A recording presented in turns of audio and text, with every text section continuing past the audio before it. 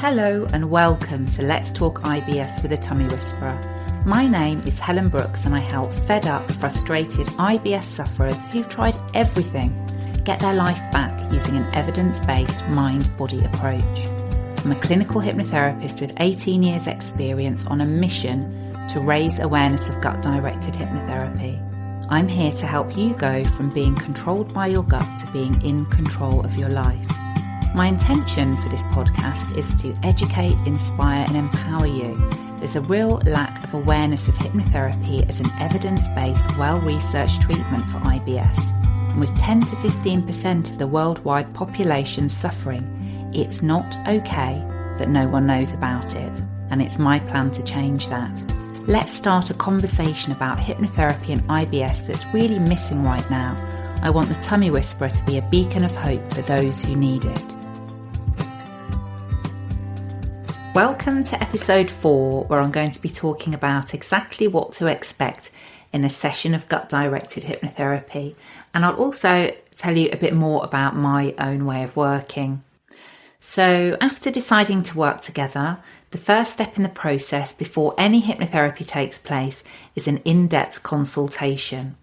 So it's really important for me to get the whole picture. I'm working with you holistically. So not just your symptoms or your gut. I want to understand how your IBS developed and your journey so far. So what have you already tried? And for most people, they literally have tried everything. So I'll ask about life as a child and whether you had tummy issues then or whether anyone else in your family has. And sometimes I find out a childhood incident has had a big impact on anxiety around digestion or worry about toilets, and this is all relevant information for me to know. There may have been times of intense stress or some type of trauma, which we know can be linked to gut problems. I'll be asking about your life now, what support you have, what stresses you face, how IBS affects you, not just on a physical level, but on an emotional level too. So I'll be asking you, does it stop you seeing friends? Does it cause stress in your relationship? What social activities does IBS interfere with? Does it affect your professional life? Do you feel confused about what to eat and worried about meal times? And of course, we need to score your symptoms as they are now so that we can see how they improve over the course of treatment. So at that first initial session, we set the goal. Where are we heading towards? And I find out what success actually looks and feels like for you. So how does transforming your IBS translate into day-to-day life? Maybe it's being able to go out and eat again without being fearful of the foods that you're eating. Perhaps it's being confident going out without worrying about needing the toilet, feeling in control of your body. Or it could be feeling free to start dating again without the self-consciousness of bloating. So everybody's goals are different, everybody's IBS is different, and so it's important to treat the individual. Now, looking at early life, current psychosocial factors of life stress, coping mechanisms, social support, and the psychological state, with the interaction of physiology is in line with what's called the Biopsychosocial Model of IBS. And my methodology considers and addresses the various components of this to create a fully holistic approach. Although I take a science-based approach, I know from many years of practice that a huge part of healing and transformation is down to connection with and care for my clients. So if you recall from episode 3, genuine empathy changed my life. It's a powerful thing and it's at the heart of all that I do. Giving someone the space to feel fully supported, listened to attentively and treated with respect is essential. In my opinion, it's equally as important as any hypnotherapy skills. I encourage a whole lot of talking. It builds connection, which enhances the therapeutic relationship. Not only that, but it's an outward expression of emotion. When we suppress emotions and stuff them down, we feel the effects physically. These really are held by the body, and the digestive system is sensitive to emotion, so talking it all through is really cathartic. And after all of that information gathering, I create a plan to get you where you want to be. Next come the hypnotherapy sessions. These days, most of my work's online over Zoom, so the most important thing is a good Wi-Fi connection and somewhere that you'll be undisturbed. It doesn't need to be silent, but somewhere the cat's not going to jump on you partway through. So we start by using the conscious mind to relax the physical body. And as the body becomes more relaxed, the mind becomes more relaxed. And it's here you move from relaxation into trance. Remember, you're not unconscious, you're in control and aware of everything that I'm saying to you. I'm simply guiding you into a state of focused awareness and relaxation. And the way that I do this is through the tone of my voice, pacing of words, certain hypnotic phrasing and language patterns. And in the next episode, you'll get to see all of this in action, or certainly hear this in action and experience this for yourself.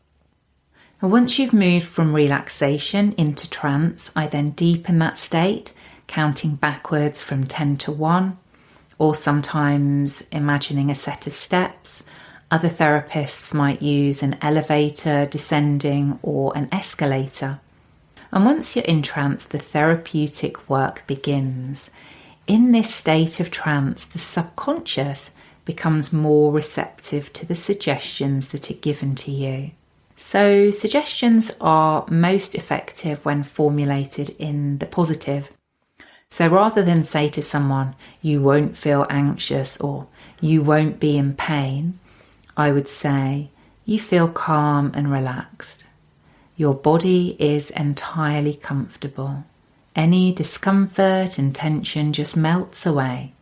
So you give the subconscious mind the outcome you want rather than what you don't want. And the subconscious mind loves images and metaphor. These are the language of the subconscious mind. So if you think about it, the subconscious is the part of our mind that creates dreams.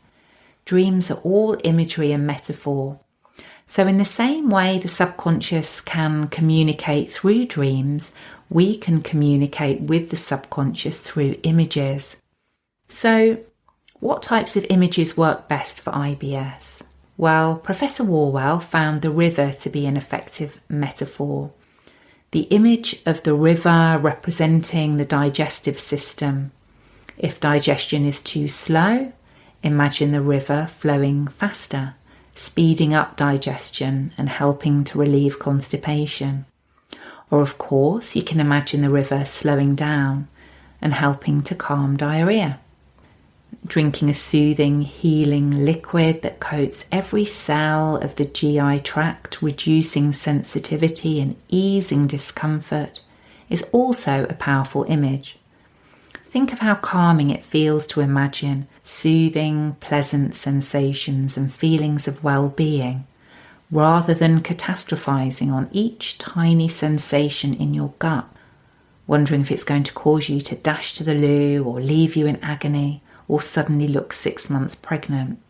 We're aiming to desensitize the overly reactive sensory and motor neurons of the enteric nervous system, so you can see how soothing suggestions would be helpful.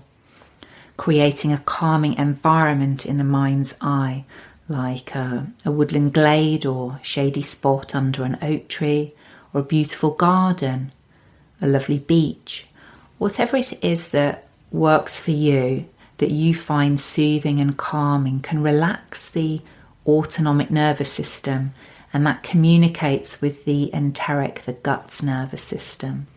So as well as well-known and tried and tested metaphors, I also use the client's own metaphors to great effect. So if somebody has terrible pain in their abdomen and they describe that as feeling like a knot, then I guide them to let the knot turn to silk and just unravel. Or if somebody's describing their bloating feeling like a balloon, then we can imagine that balloon deflating. The mind doesn't differentiate between reality and imagination, which is really helpful in some situations, also can be problematic in others. So if you think about when you're watching a thriller or horror, if you're brave enough, I can't watch anything scary. I mean, even Buffy the Vampire Slayer was too scary for me. I'm not keen on monsters or supernatural stuff at all. I guess maybe I need some hypnotherapy for that. So you know it's not real, it's just on TV, but as you become absorbed in the action, your heart will race, your body produces adrenaline. You're experiencing a physical response from a totally imaginary event. And that shows how the mind doesn't differentiate between reality and imagination, and how thoughts can create a physiological response in the body. The super fast fibre connection of the vagus nerve is really quick to relay information from the brain down into the gut and vice versa. So if you're worrying about what to eat at every mealtime, that worry is relayed down into the gut and a corresponding reaction occurs. So it's likely to cause digestive distress. With IBS, we know the gut becomes even more sensitive to psychological stress. So just worrying about what you're eating can be the cause of bloating, pain, gas, bowel and stool changes rather than what you're eating. And that's a really important point to note. In fact, you can get to the point that you're so stressed out that anything you're eating is causing a problem because your gut is so hyperreactive. This makes it really confusing. There's no clear pattern of what you can tolerate. It can differ one day to the next, depending on your thoughts and emotions. So with hypnotherapy, we are soothing the nervous system. We are changing that communication between the brain and the gut. We are correcting the miscommunication that has caused the hyperreactivity and hypersensitivity to foods or stress. And as that sensitivity in the gut is reduced, it becomes much more able to tolerate a wider variety of foods, and a regular, comfortable gut function is restored. And really that's how a non-dietary approach works. My own method of working is called the connection method, and that involves 3 pillars of transformation. So the first pillar is the body. And this is where I teach you how to activate your parasympathetic nervous system, ease your body into a state of rest and digest, relax your body, release tension and soothe your nervous system. In the second pillar, the mind, you learn how to consciously manage stress. We identify unhelpful patterns of thinking. So touching on some cognitive behavioural therapy, relieving anxiety and creating an optimal state of mind for health and well-being. In the third pillar, the subconscious mind, this is unique to gut-directed hypnotherapy. So in this pillar, you're learning to engage your subconscious mind to control your gut function, reduce sensitivity and correct the communication in the gut-brain axis. And that allows you to relieve pain, bloating, constipation or diarrhea, and it also leaves you calm, in control and confident. So there we have it. I hope that gave you a deeper understanding of gut-directed hypnotherapy and a look into my own personal approach. I hope you'll stay with me for episode 5. Here's where you get to experience what I've shared with you today. I'll deliver a session of hypnotherapy especially for you. So get your slippers on, grab your cushions and find a quiet place. See you there.